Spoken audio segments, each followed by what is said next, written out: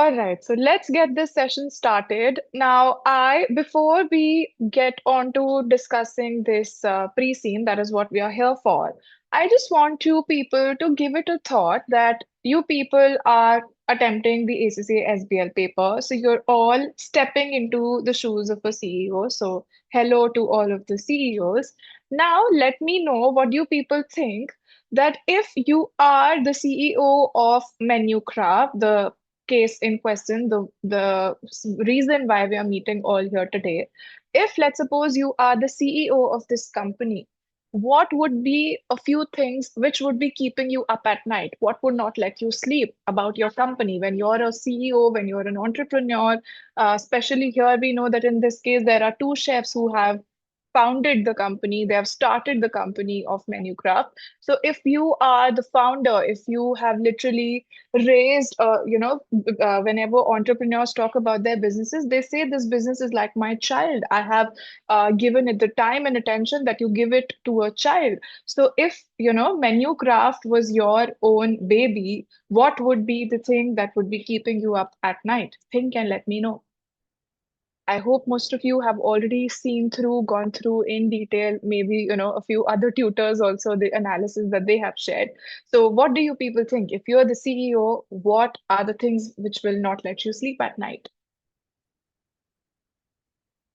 I want this to be as participative as possible because, just to give you this document, I could have, just sent it over the group like I did in the evening. But I wanted to have a live session with you because I want to jog your brain. I want you to exercise. What are the issues going on with this company? What will not let you sleep? I want answers. Let's make this as participative as possible. Okay, I see somebody giving an answer. All right. Tanush says they are dependent on one single supplier and they do not have any offline presence. Okay. Kabir says that there's a lack of diversification. We are not spreading our feet in all possible places. What else? Other CEOs, what do you think? Competition, because definitely we are on the second position. What can I do? What more is missing from my side, which is stopping me to become the first company in my country? What is, nobody likes to go second in the race. Everyone likes to be the winner at the very top. So, what is keeping me at the second position? Why am I not able to proceed further? Which company is it which is my biggest competitor?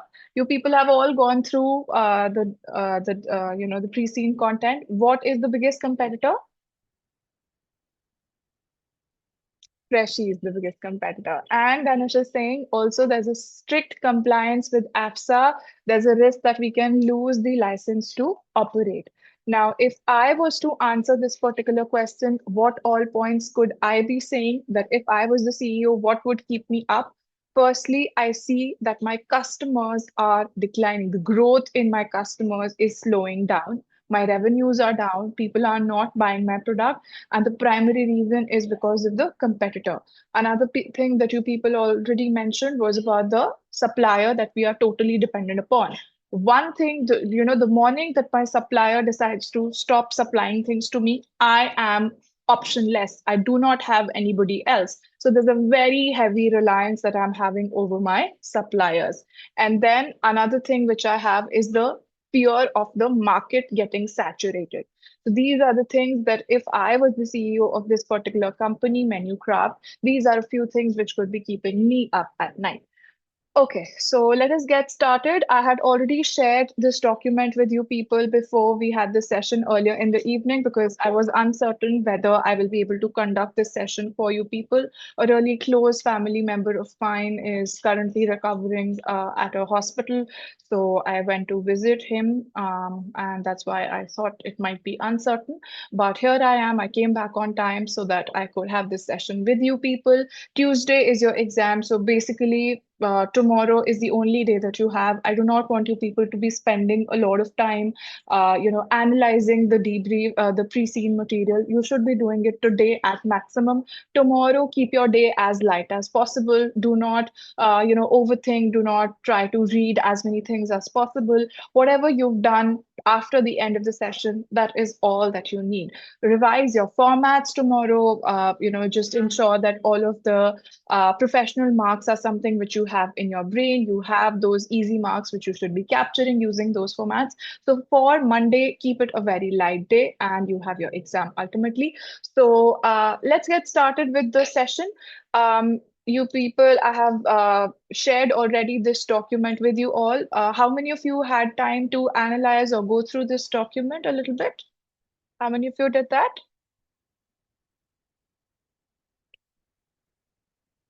Anyone? Okay, Dhanush is saying I just skimmed through. All right, it's not been very long. I think I shared it at around 6:30 in the evening. 9 we are meeting. So no problem. It's a good thing. You will have a fresh perspective with me while you people look at this document. Let's have a discussion on it together. So firstly, I have started this document by giving you a few key strategic insights. What does it look like for the menu craft company? So we have a good market opportunity. Why am I saying we have an opportunity? Because there's a whole massive growth potential. The scope of our growth is very big. If I am operating in a country where the population is very less, versus if you talk about any country who is operating in India. In India, we have the largest population in the world. And the other advantage that we get with India is that the largest youth population is also over here in India. That is why you see a lot of big brands, they want to come up and sell their products in India. All the brands who were earlier there operating internationally, but they were not having any presence in India, they're all slowly coming to India because they know there is so much of population to cater to, and so much of the population is a youth population, and they have money to spend. They are working, they are earning their money, and they have money which they are willing to spend on the things that they like. So most of the companies are willing to come to these countries like India, where we have huge demand as well as huge population. So the market opportunity is we can grow massively. We have a good potential to grow because currently we only have a 1.5% market penetration. We have the opportunity to capture more and more of the share. So one example which comes to my mind is of Geo. Geo was a very new company, specifically the Indian students will be relating to it better, where they were a completely new telecom service provider. They stepped into a market where there were so many existing players already who had their customers glued onto them. But they came up with a strategy that all the customers, no matter how much loyal they were, they switched to the free network because it was literally free. We Indians, we Asians, we really like saving money. Anything is free, we're all up for it. So this is how, because we only have 1.5% of market penetration in Ireland, that gives us a very good opportunity to grow forward. Another strategic insight pertains to the competitive position. As we were already discussing also, we have a strong number two position, but we have a very big pressure in terms of competition from Freshie company. They have a 25% market share. So whenever we think of, succeeding, these are the ones who our customers are going to turn to. One more strategic insight is that we are having an operational excellence. We are leading the industry efficiency. We only have a 3-hour production cycle, and we only waste less than 1% of the input that we put in. Strategically, we are vulnerable, as we were discussing earlier also. We have only a single packaging supplier, and for logistics also, we depend on GoFlow. Financially, the revenue growth is slowing. From 45% growth, we are going towards 18% growth, despite the fact that margins are improving. Margins improving means we are able to control our costs, but the growth of revenue declining, that shows that the customers who were coming to us so fast, now that growth has slowly, has started to slow down. So this is one thing which has already given me an indicator that right now the things are still okay, but if I do not do anything, now, if I do not take any action strategically, maybe my company is going to go for a toss. So these are a few strategic things to keep in mind when you are writing your answers. What would be important if menu craft has to succeed? So, critical success factors. Firstly, I have to focus on retention of my customers. Now, there are competitors who are existing, but I have to ensure that whoever is my customer, they do not go to my competitors. Whatever they are buying from me, I keep them satisfied so that they remain with me. I can keep them satisfied using multiple things. I can maintain a quality in my products. I can give them offers. I can give them discounts like the other competitors have been doing. So, this is one thing that is important. Then, my supply chain should be made stronger. I should not be depending upon only one supplier. I should try to eliminate these dependencies. Competitive wise, also, I should try to differentiate myself by having a local authenticity positioning. What do you mean by local authenticity positioning? Do people know? Would anyone like to explain? What is local authenticity?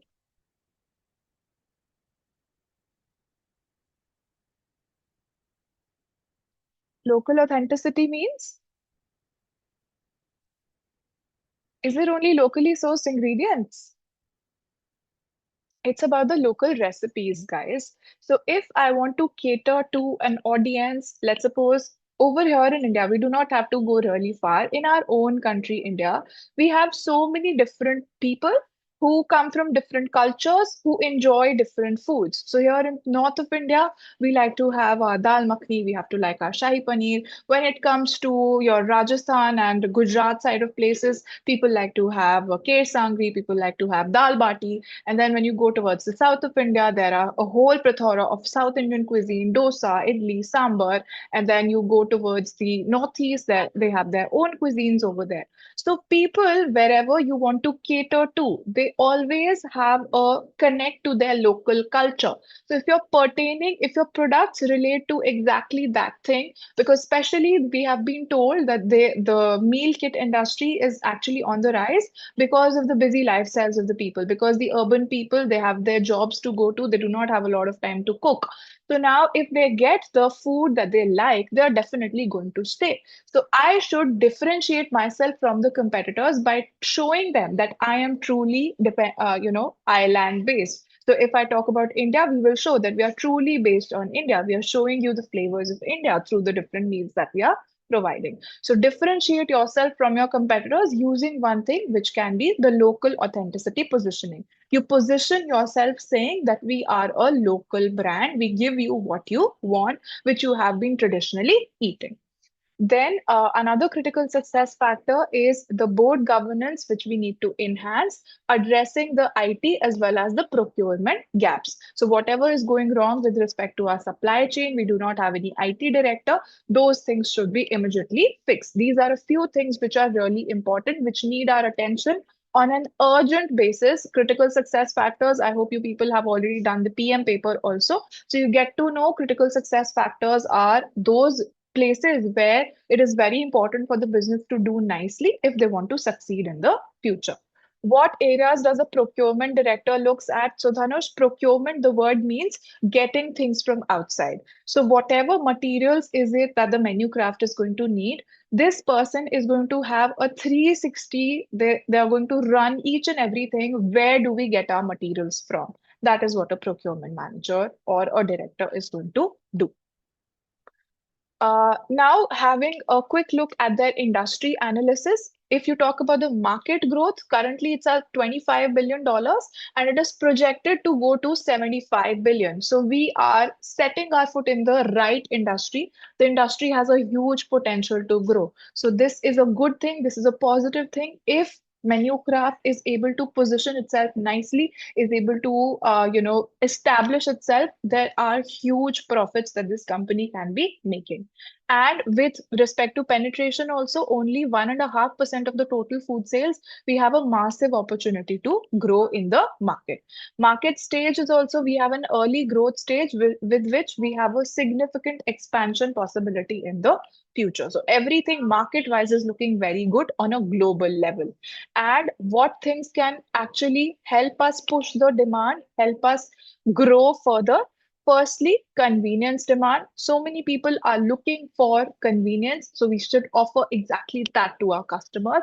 Premium quality acceptance. Everyone, if especially we are talking about food. food that the consumers are daily going to eat. If it is something that we eat, we think of yourself in the shoes of the customers. You do not want to eat anything which is bad quality, right? So if I want to grow my company, I also have to emphasize that we are using the best of the quality of ingredients with which the people will remain healthy.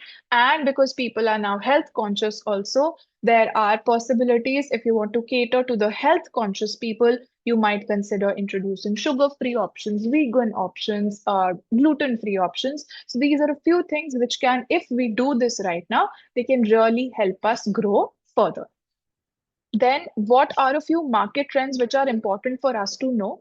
Firstly, there are time pressed consumers who are seeking efficient meal solutions. With the urbanization, with so many people going to their workplaces, they have lesser time to prepare their meals. So, they are looking at those options which offer them convenience, that it does not take a lot of time. You're able to cook your food very efficiently. It does not take a lot of time to cook the food. Another thing is they really want premium quality. They are willing to pay higher prices if you assure them that the quality is good. So if I talk about myself also as a consumer, I just got to find out that the flour that we use, the chapatis that we have, there is a company that is offering organic flour. So these are, no pesticides were used in growing whatever the crops were.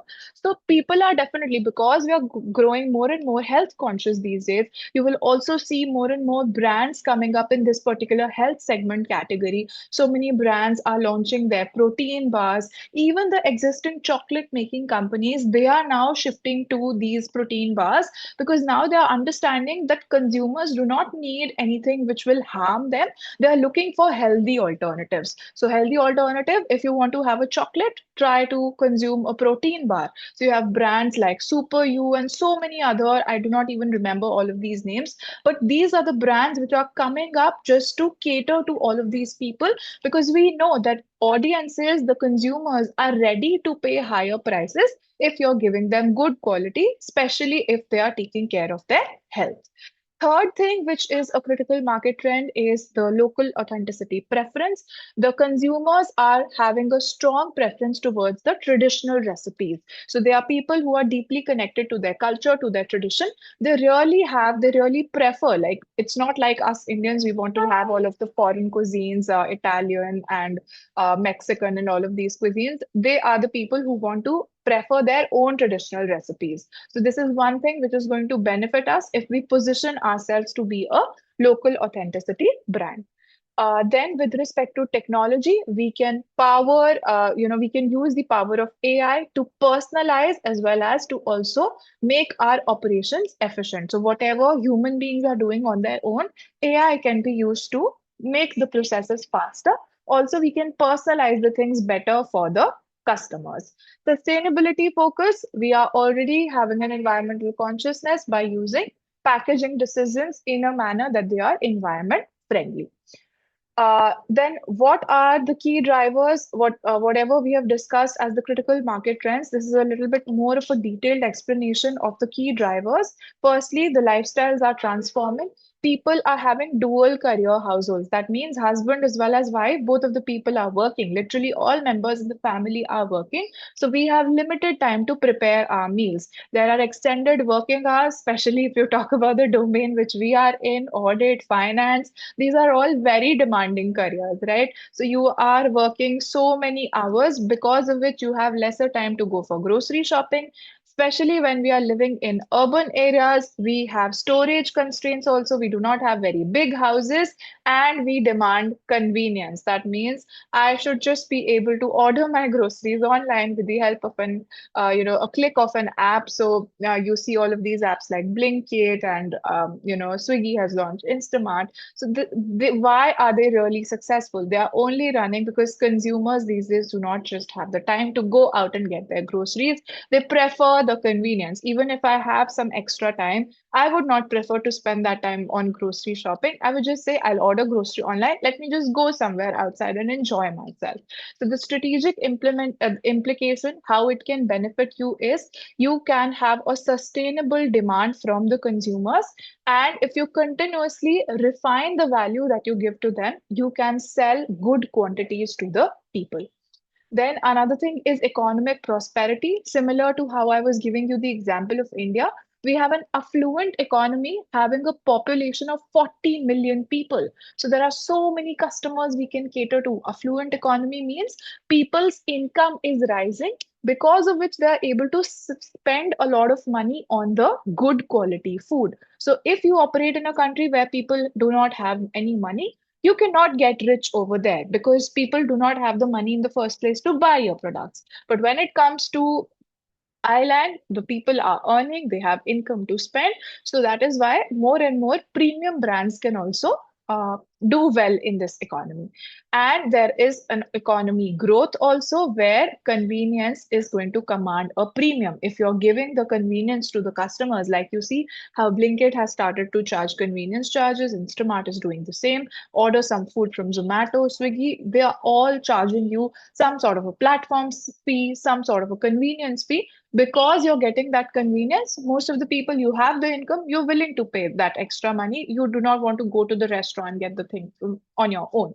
So the strategic implementation is we can sell things at a premium price, but it is vulnerable to economic downturns. What do we mean by vulnerable?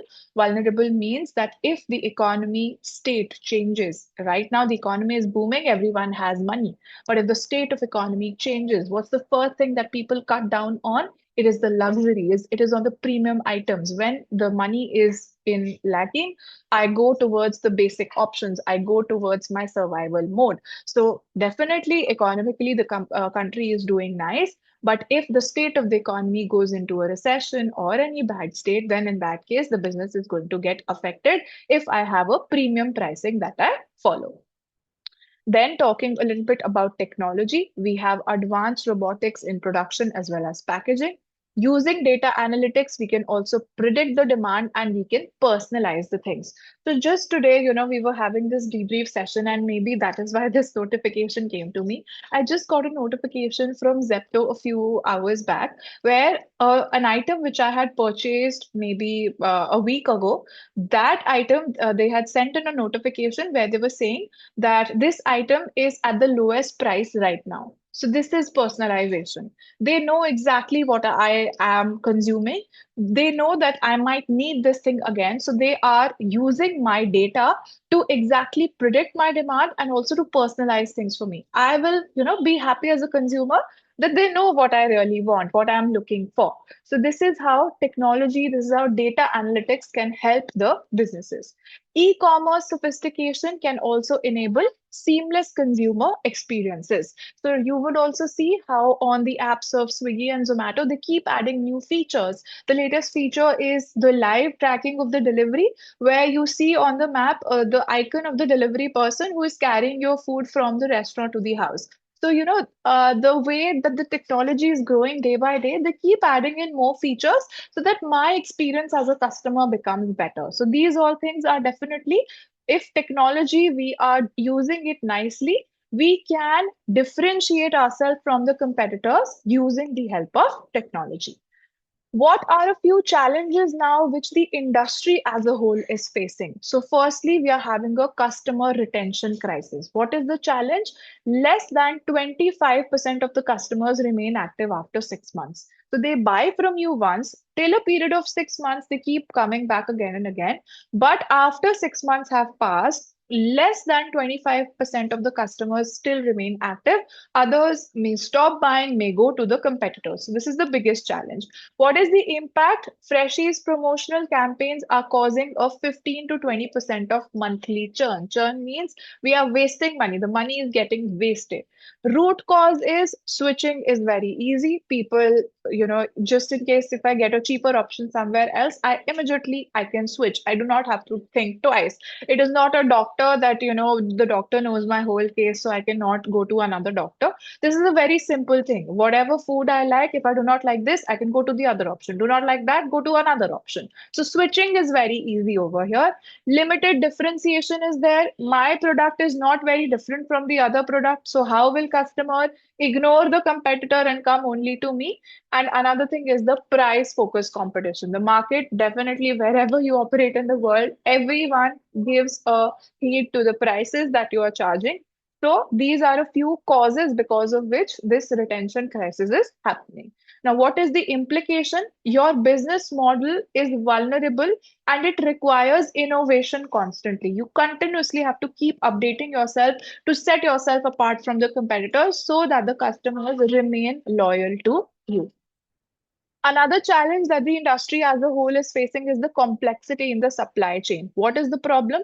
Fresh ingredient logistics require a cold chain management. Now, especially we are dealing with something like food. Food are perishable items. If you do not store them well, these things get spoiled with time. So the challenge over here is we do not have a proper logistics. The challenge is basically that we require a cold chain management for this. So the impact summer 20x4 weather disrupted 30% of the deliveries. In heat, things tend to, get spoiled quicker. In cold, it is still easier to protect things, but in summers, in the peak summer time when the weather has become too hot, then in that case, things get spoiled very quickly. So the impact is this that the deliveries were disrupted.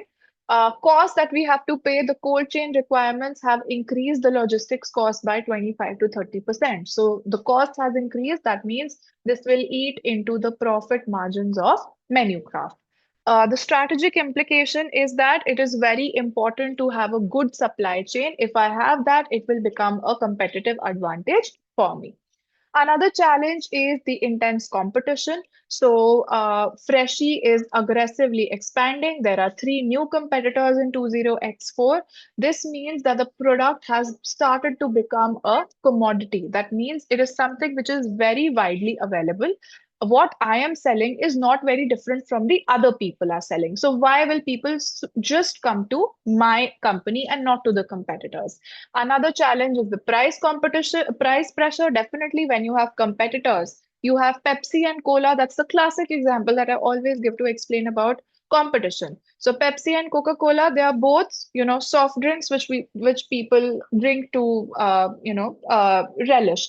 So if Pepsi is $1 and Coca-Cola is $0.9, even though the difference is very small, still the price sensitive consumers are going to prefer to save that 10 cents also. So the price pressure gets real whenever you have a lot of competition. When you have a monopoly, you charge the prices of your own, but when there's competition, prices do become a pressurizing thing. And then customer switching is also the problem. The customers do not remain loyal. Once they like the taste, they like the price, whatever it is they like, they're going to easily be able to switch to other competitors. What is the trend? Supermarket chains are entering with the integrated services. The strategic implication is that we are losing out our first mover advantage. And here it becomes further more important for us to set ourselves apart from the competitors. We should do something different, which is going to, place us first apart from the other competitors. Another challenge in the industry is the regulatory compliance. So we have this AFSA, we have mandatory 6 monthly inspections, and there is also extensive documentation that we have to do. We have a very high cost. Quality control requires 15% of the allocation of the operations staff. Risk is that the industry competitor shut down in 20x3, costing 5 million more of revenue. Strategic implication is that the compliance is going to definitely create a good competitive barrier. If I am able to comply to the requirements set by the authority, I will be in a good position. In case there are competitors who lose their licenses because of not meeting the quality controls, that can become a positive thing for me. But at the same time, if I do not meet this thing on my own, then that's a bad thing for my own self also. So I have to ensure that I meet these scenarios. And if the competitors do not, then it becomes an advantage for me. Then, talking about the company analysis a little bit, we know that the founders were two professional chefs who have 30 plus years of combined experience. Their mission was to democratize professional quality cooking experiences. Do you people know the meaning of democratize? What does democratize mean?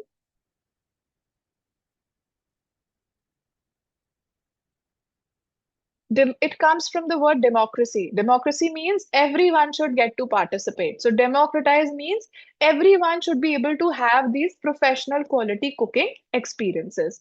I do not know how much you people are aware about it, but do you people know if there's any similar brand like Menu Craft operating here in India? Do you people know of that? How many of you have watched Shark Tank?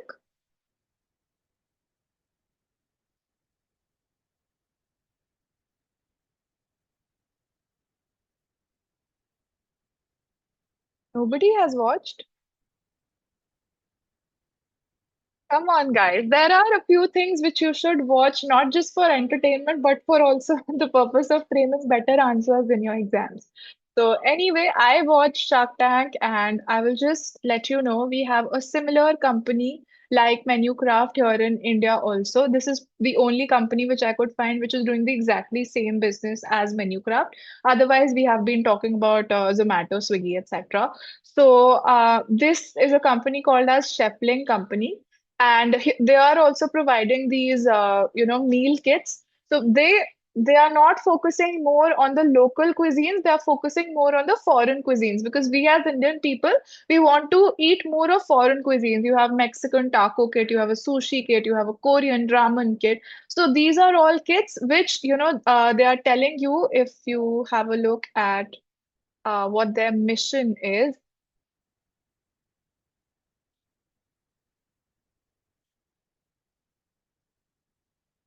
So they have this, marquee going on their website, do it yourself. So that means they want to emphasize to the customers that it is possible for you to have these professional cooking experiences where this kit is going to include everything that you need to prepare your meal, and whatever options you're looking for. If you want a meal for two people, this is a kit for two people, this is a kit for four people. They also have Jain kits. So this is a community we have in India.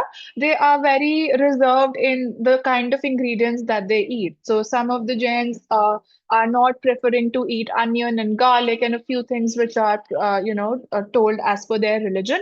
So these are a few things which can be particularly attracting those audiences. So here they are targeting the pure Jain audiences. And then wine kits available, recipes have been published, their story has been published. So this is how, you're seeing more and more of these kind of businesses actually going around in the real world also. The purpose of showing you people this was to let you people know that ACC is not just cooking things up. This is something which is happening in the real life also. This is very much a part of our reality. So it becomes easier for you to imagine things and write your own answers in the exam. So the business model that they are following at MenuCraft is a subscription-based premium meal kit with traditional recipes of Thailand. Positioning is number two in the market, 19% market share with the highest customer retention rates. It is a problem in the industry, but still in the competitors, our retention rates are the highest. That's an advantage. We need to keep with that advantage, and we need to keep our retention even higher, whatever it is right now. Then a few details about their operations. It's a 3 hour production cycle. Preparation is the first stage, which takes 45 minutes, where we do cutting, washing, and inspection of the quality of the raw materials. Stage two is where we do the assembly for 90 minutes. Here, robotic measurement is done, packaging is done, and recipe cards are put in. Stage three was the dispatch stage, where it is a 45 minutes process. We do a cold chain packaging, and then we hand it over to GoFlow, who is our logistics partner. They then they give it to our customers. So a few performance metrics. The daily capacity that we have is to produce 12,000 meal kits. There are 4 lines, 16 hours. Waste rate is lesser than even 1%, whereas the other competitors in the industry are wasting 5 to 8%. So here that could be attributed. The reason why that is happening is we are using technology in our systems of manufacturing.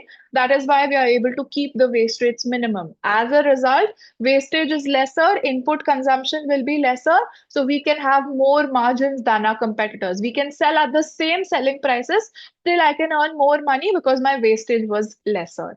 Then quality control, I'm having 15 points over which the inspection of the quality is done. I have a supplier network of 600 plus local suppliers. Then critical dependencies, we have a single packaging supplier that creates a shutdown risk. That means if this supplier suddenly decides to stop giving me the packaging material, I will have to shut down my business, or if I find another supplier to do that. And then with respect to logistics, I only do it with GoFlow exclusively. So this can cause serious disruptions to my operations if anything goes wrong with GoFlow.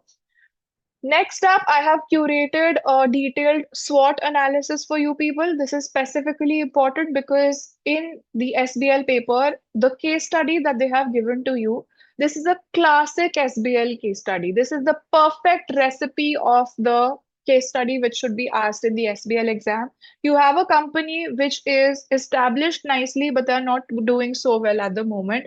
They have a few advantages, they have a few things which they are doing well, but just being an established company does not mean you will have future success also. So it's a perfect recipe of the case study that they have given to you, how it should be asked in the exam. So one very common requirement which we have seen in the SPL paper is doing a SWOT analysis. Even if they do not directly ask you a SWOT analysis, these are a few points which you can definitely be using in some of the answers that they ask you apart from any SWOT analysis also. So, what are a few key strengths that they have? Firstly, they have a market leadership. They are number two in the market. They have a 19% share. They are having the economies of scale when it comes to procurement as well as marketing. They have the platform for strategic partnerships as well as acquisition. Another strength which they have is they have a premium brand as well as a quality. So, this helps them to charge premium pricing as high as 3.4 per meal, and they also have the highest customer retention rates in the industry. That means customers are loyal to Menucraft. Third strength that they have is the local authenticity. So they can, create this cultural moat against the global competitors. Do you know the meaning of the word moat? Maybe you would have studied this in your history textbooks at school, back at school. Anyone who remembers the meaning of moat?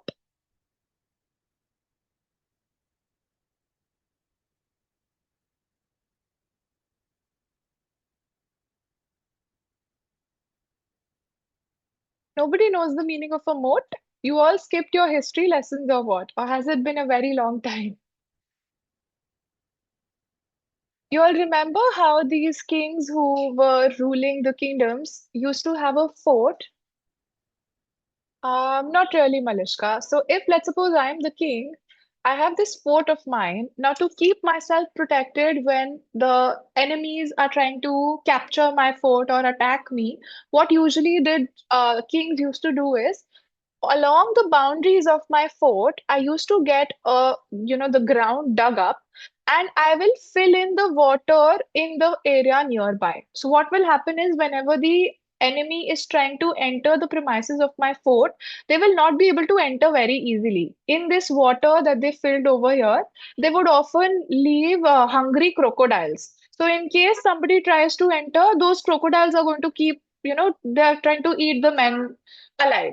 So this is how moat is something that you build to protect yourself against something. So cultural moat means I am using my culture to protect myself from the global competition. So like how in India you would see our prime minister keeps on emphasizing that prefer those things which are made in India. Try to make more and more things in India.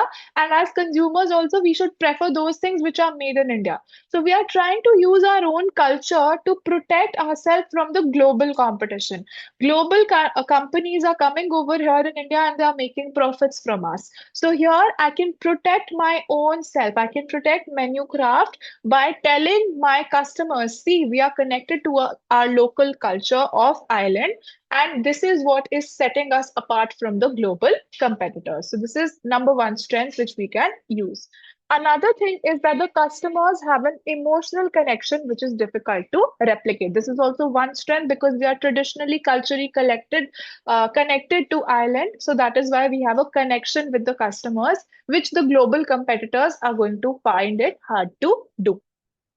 Another thing that is our strength is the operational excellence. Our operations are top notch. We have a 3 hour production cycle.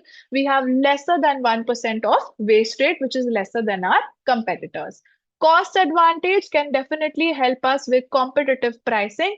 while maintaining our margin. So I told you this thing when we were discussing earlier also, because our wastage is lesser, we have economies of scale. Because of the same reason, our competitor and I can sell at the same cost, at the same selling price, till I can earn a more margin because my costs are lesser than my competitors. Then let's come to the weaknesses. Nobody is only strong, everyone has their weaknesses also. We have already discussed this. We are dependent upon a single supplier. So we face a shutdown risk from packaging or a logistics failure. Mitigation is we should have a diversification program which we should start immediately. Let's have a 6 month timeline for that, where we try to look at other partners which can help us with packaging, which can help us with logistics. Another weakness which we have is our customer growth is declining. So we are in a risk that our market position is getting bad day by day. So how can that be solved? The problem can be solved where we try to do an overhaul of acquisition of our customers and retaining our customers. So what do I do to solve this problem that my market share is getting lower and lower? I try to first acquire new customers. This is my first solution. Second thing is, whatever customers who are there old with me, they are already my customers.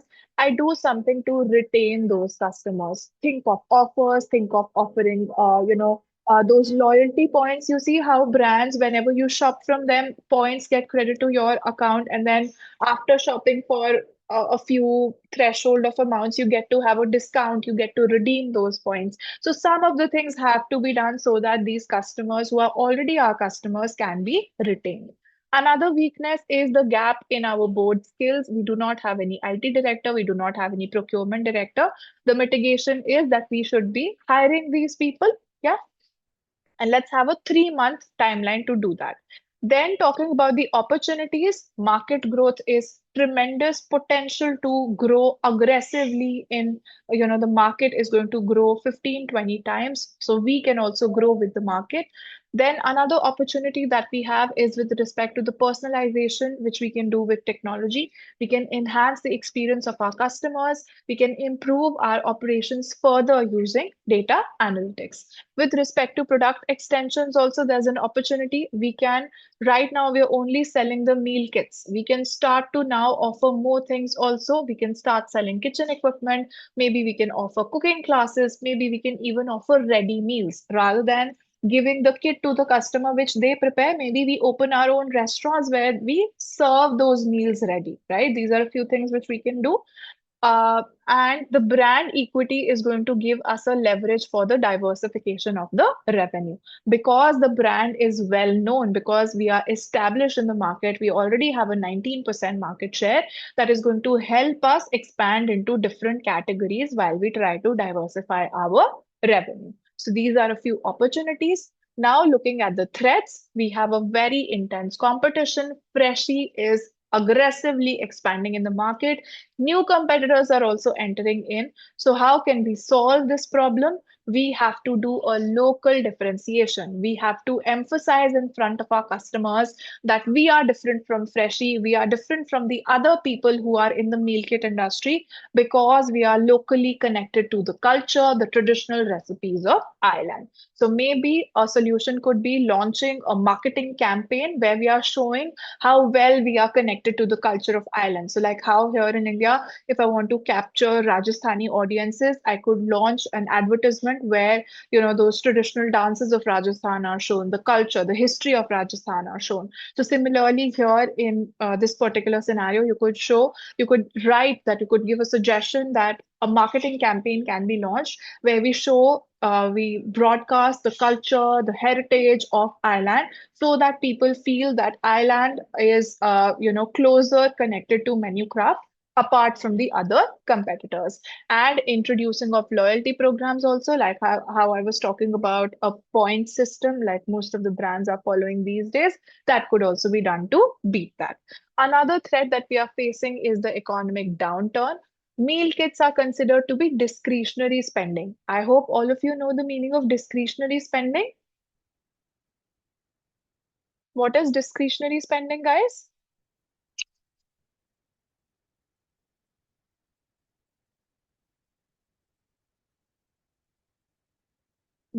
It isn't disposable income. Anyone else? Riddhi, Swati, Suman? Yes, absolutely correct, Malishka. It is optional. Discretionary means it is at my discretion, it is my choice. So if you have a choice to spend in something, there are two kinds of products. One product is a necessity, one product is a choice. So necessities could be water, bread, these are the things, salt, these are the things that even if I do not have money, I still have to consume them to keep myself alive. But I can have a normal roti at home or I can order a pizza from outside. So ordering a pizza from outside is a choice. But to survive, to keep myself alive, I have to drink water, I have to have bread. So these are the necessities in life. Now, if the state of the economy is getting bad, what is the first thing that I will give up on? Will I ever be giving up on my necessities? Will I give up on my necessities?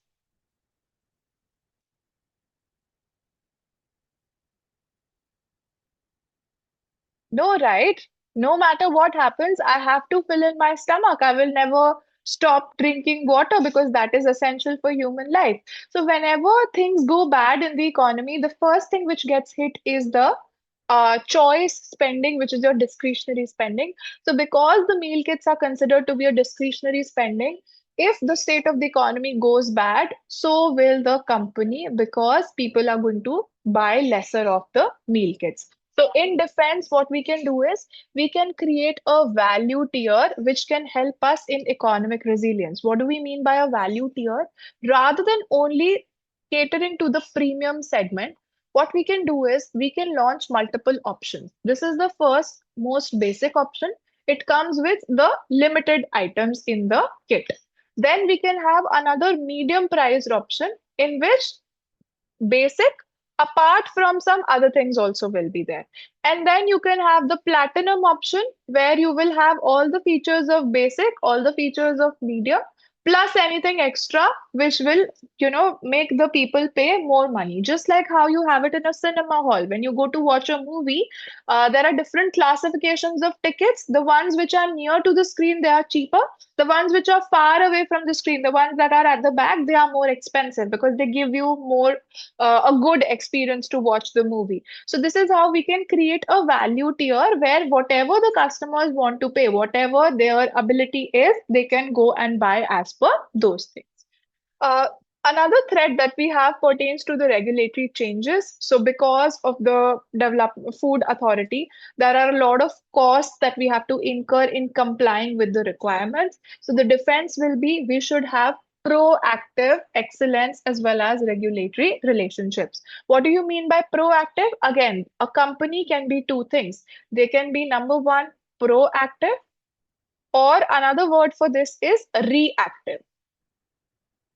Now, reactive, the word comes from the word reaction. What do you mean by a reaction? Somebody says something bad to you, so then you react to it. That how can you say something like this to me? So once the thing has happened to you, then you react to it. That is what is a reaction. But if you do take an action even before something wrong happens, that is what you call as being proactive. So here the solution is to become proactive. Proactive means we keep ourselves up to the date, we keep up our own toes that what whenever something changes, we are quickly implementing those changes so that we are complying with all of the requirements. So these are a few things. We have discussed the SWOT analysis. Right now here I will stop before I proceed to the pestle analysis. Any queries still here that you people would like to ask?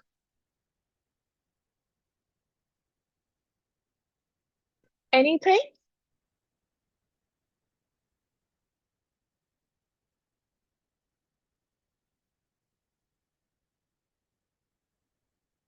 I don't really enjoy it when the batch isn't very participative. Okay. Anyways, I will proceed further now to the pestle analysis. We are doing an analysis of the different aspects which come under PESTEL. First, P stands for the political. So, political, we relate to the AFSA oversight and the mandatory inspections that they do. They create compliance costs for us, but at the same time, they also help us competitively. How? If we have the license, if we have the approval from them and the competitors don't, then obviously customers are going to trust us more. Another political thing which is there is the data protection. The government has put in place the privacy laws because of which we will have to invest money to follow all of these laws to have that technology so that we can keep the data of our customers safe. But if we do that, definitely it will help us quality wise because our customers will trust us. Another aspect is the economic aspect. So, with respect to the prosperity, the economy is going strong. We have a 40 million population, because of which we are able to have a premium positioning. We are able to sell our products at higher prices. With inflation in the economy, the costs are going to increase, because of which our margins can reduce. Otherwise, how can we prevent that from happening? We have to improve the efficiency of our operations. If I still have to get the same amount of money, if I want my profits not to decline because of increasing costs, if I want to keep them up to the mark, I will have to continuously improve my operations so that I still continue to earn the same amount of money. Then another perspective is the social perspective in the pestle analysis, where you talk social is everything related to the people. So lifestyle is changing. There are busy lifestyles because of which convenience is being demanded by the people. People are also becoming health conscious. That means they want quality ingredients because of which you can charge more dollars for the high quality products that you supply to them. Also, cultural heritage, we are connecting with the people with island culture.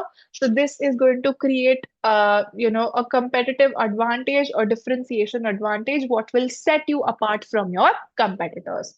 Next aspect is the technology aspect, where we are using robotics, which can help us in efficiency as well as consistency. If human beings do the same thing, one person can do slightly different. But if slightly different than the other person. But if the robots are doing it, they're going to do exactly the same thing because machines, the way you tell them to do it, they will do it exactly that way. There will be no human errors there.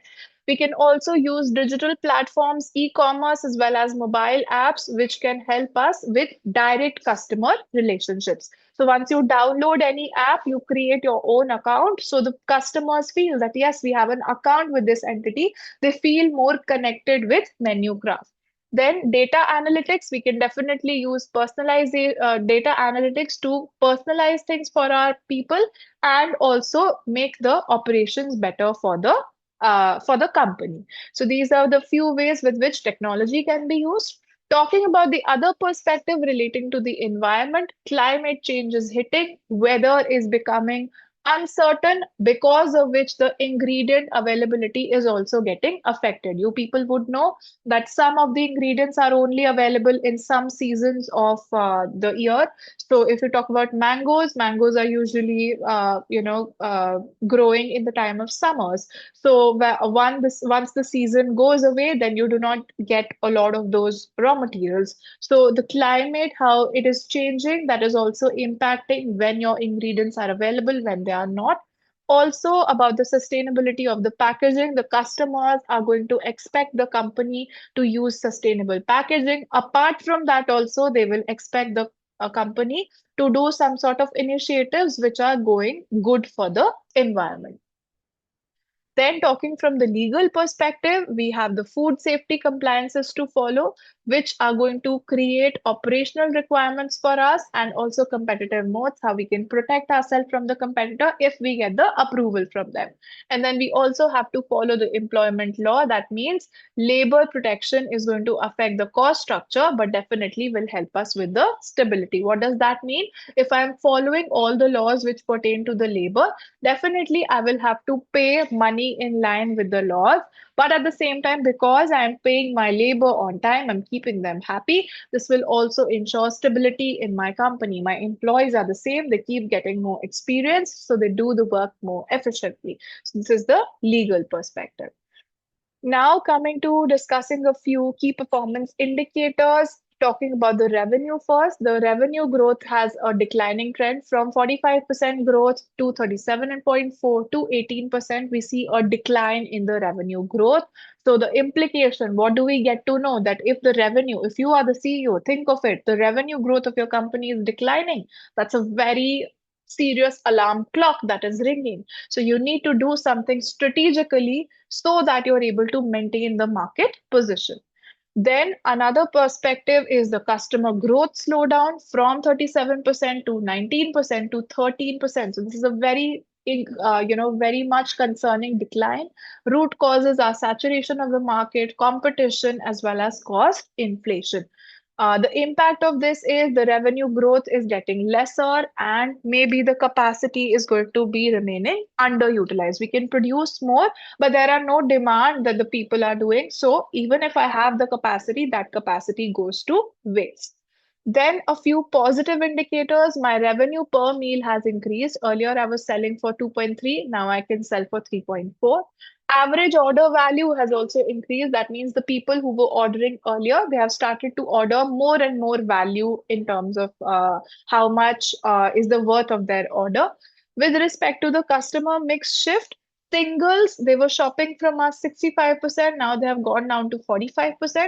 Families were 10%, now they have gone up to 20%. So these are a few positive indicators. Then, talking about the customer analysis, segment wise, the family segment has doubled, because of which we are getting higher order values. Definitely, if a single person is ordering, they will order only for one person. But if a family is placing an order, it will be a bigger order. So that is why we have higher order values. Premium positioning gets validated because we are able to charge higher prices. People are willing to pay higher prices. So because the revenue per meal has increased, we get to know that yes, even if we charge high selling prices, people are still going to buy from us. And there is also a retention leadership. We are able to retain more customers compared to our competitors. This gives us a lifetime value advantage.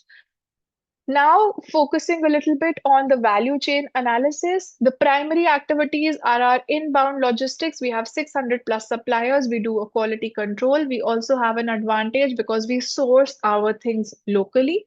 Operations wise, we have 4 production lines, a 3 hour cycle, and we have a efficiency which is leading in the industry.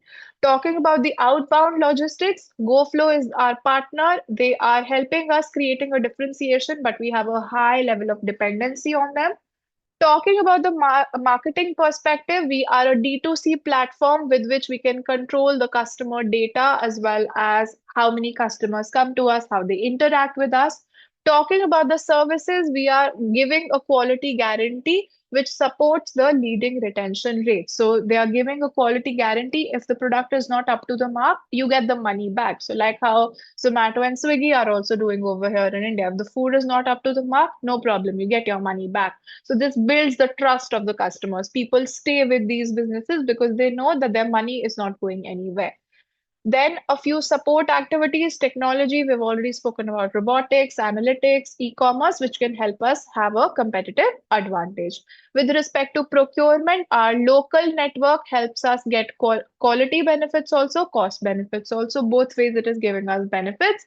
With respect to our HR, we have a chef expertise, we have a skilled workforce, which is because of which we are able to have a good quality leadership in the company.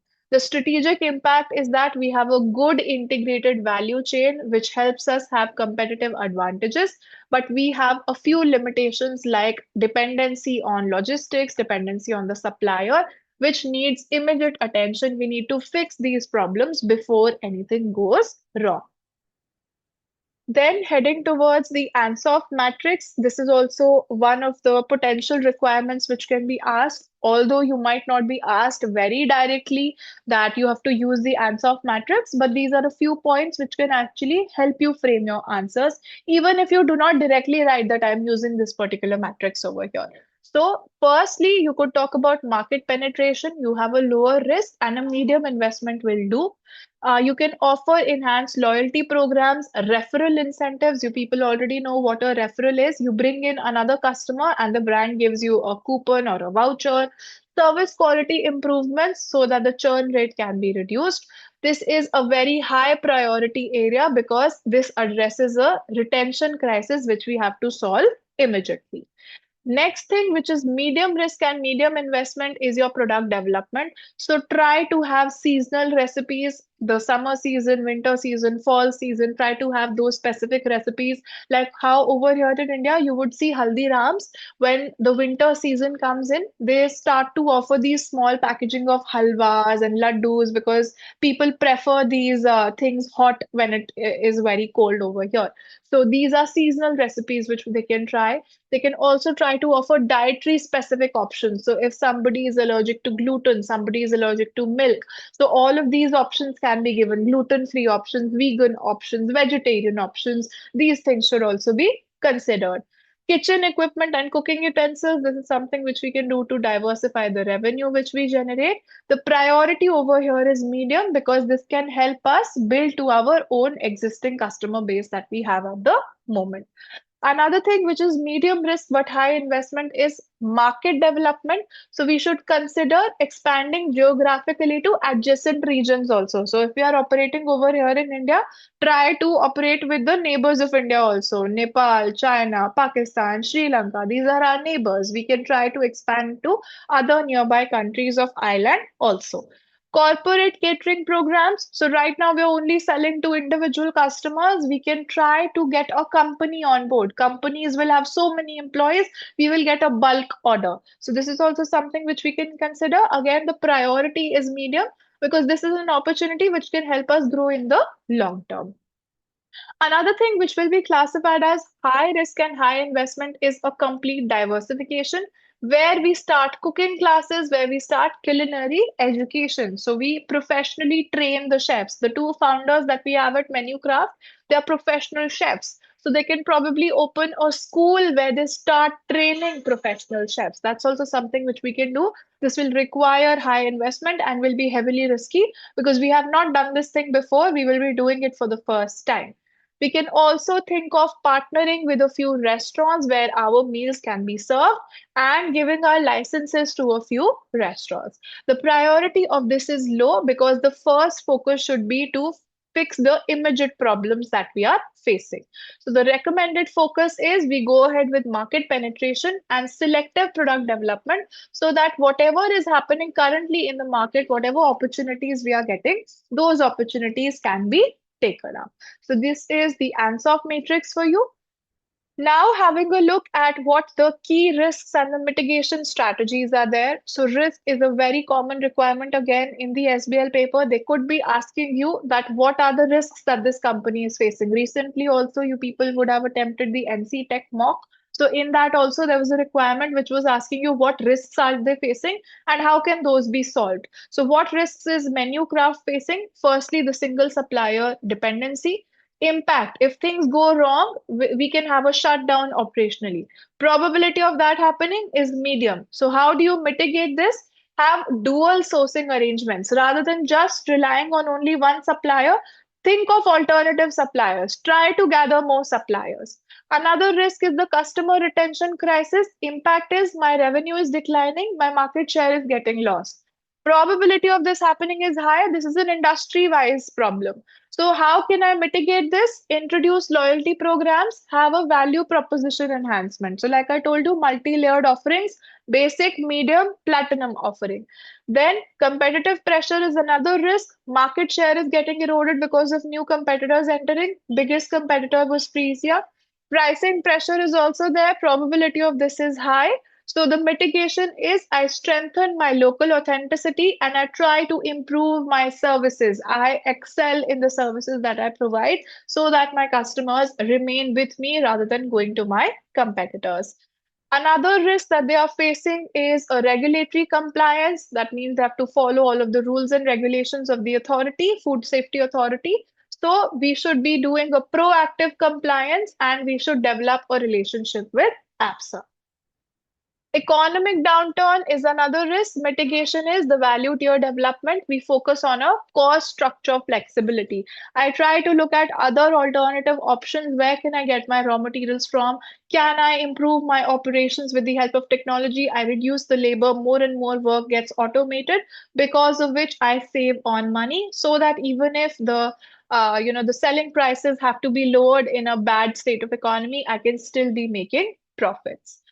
Then coming towards what are the mission, vision, values, how do they align with the strategy? So currently my strategy looks something like this. Mission is given that I want to democratize professional cooking.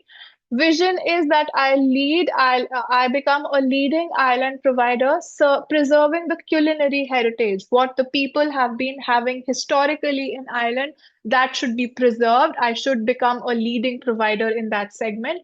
And my values are I give a quality to the people, my local heritage, sustainability, thinking about the environment, focusing on the customers, and innovation. Constantly doing new things to set myself apart from the competitors, to give my customers the best that I can offer.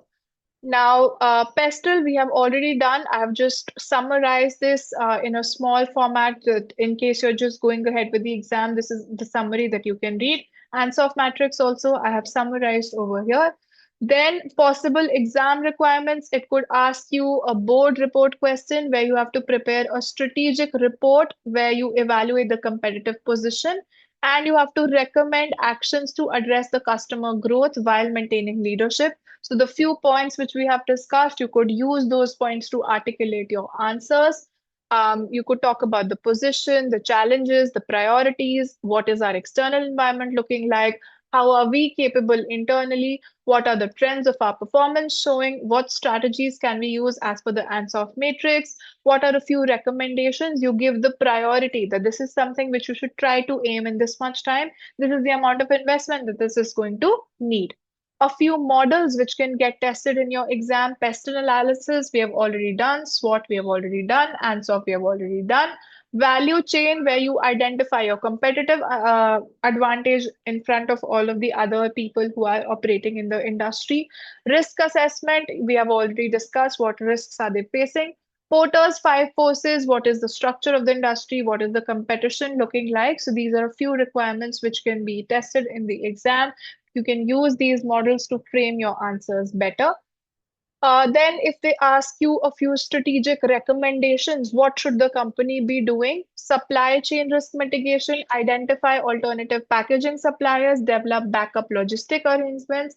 What can you measure to see whether you have been successful in doing that? You should have a dual sourcing for critical supplies. The things which I have, which I need literally every day, which I cannot do without, I should have multiple options to do that. So if one supplier is not giving me, I immediately turn to my other supplier. He does not have it, another supplier. So I should have a foolproof system where I get what I want to whenever I want. Another thing is with respect to the retention enhancement of the customers, comprehensive loyalty program, value proposition, and the success will be measured by increasing my retention. Whatever my rates are looking right now, within 6 months, they should be a little bit more than what they were earlier. With respect to the medium term initiatives, I should try to differentiate myself competitors wise. So local authenticity, I should strengthen. Maybe I could have some marketing campaigns to do that. Heritage storytelling, this is exactly what they are telling, that use your heritage to tell stories which sells more to the people, enhance the value of your brand. So how can you measure the success here? Your perception about the brand, the way people think about your brand, that should improve, and your acquisition cost should get reduced. Acquisition cost means how much money do I have to spend to bring in more customers? Do I have to spend whole lots of money on marketing and everything to bring in customers, or is it lesser cost? So if it's lesser, that means I have become successful. Another thing is with respect to the board governance, which will fall in the medium term. I have to recruit IT and a procurement director. The success metric will be that my decision making capability is going to be improved because of these people coming in. And in the long term, I should also aim at market expansion. So I should look at the adjacent geographic markets which have a cultural affinity. That means the people within which I spread, I go to new markets. So those people should also be culturally connected to island. They should be willing to try out those things. Why are so many Korean brands being able to sell ramen in India? Because we Indians, we are very excited to have that. So this is cultural affinity. We are open to try new cultures. So go into those markets which are going to be interested to try the local authentic cuisine of Ireland. This is what will make sense. So the success metric, how can you measure if you've been doing this nicely or not? Your revenue should grow from new markets within the next coming 3 years. So the outcomes with this, whatever recommendations which we are giving, these will help us address the critical, the urgent issues while we leverage the strengths that we have to have a sustainable competitive advantage so that we keep growing in the meal kit industry. So I think this is it. This is where we are going to stop. This is all that I have to offer to you people. If you have anything which you would like to ask, go ahead. Feel free to do that. If you do not have any queries, then this is where I will bid you goodbye and tell you all the very best for your final exam. Any doubts? Anything that you want to discuss? Any questions?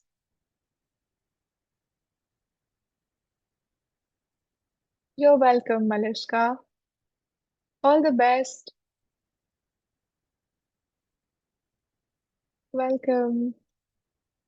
You're more than welcome. Just do me proud in your final exam. Attempt your exam with a very open brain, open mind. Do not be stressed. The SBL paper is not something which is very difficult.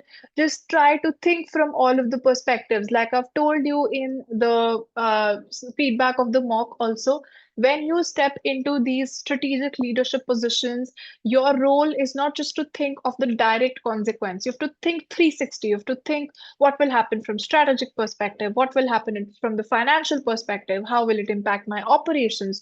So everything has to be considered when I am at these top leadership positions. So try to think from all different perspectives, then you will be able to offer a greater analysis, a further deeper discussion to the examiner. And do not now spend a lot of time researching more and more about this industry, more and more about this particular company. You've done your bit. You are well prepared. You have done your mocks. You have improved as per your mocks. Whatever feedback that I've given to you, ensure that you work on that feedback. And that is all that you people need to do. I wish you all the very best for your final exams.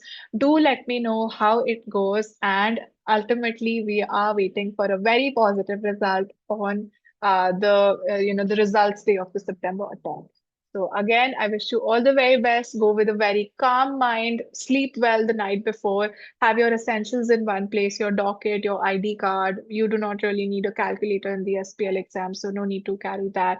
And yeah, just take your essentials, keep them in one place the night before your final exam so that you are stress free. You do not have to think that this is the thing that I have to gather from what all places. Keep it everything in one place, and then on the day of your final exam, ensure that you leave for your centers on time and you avoid the last minute stress.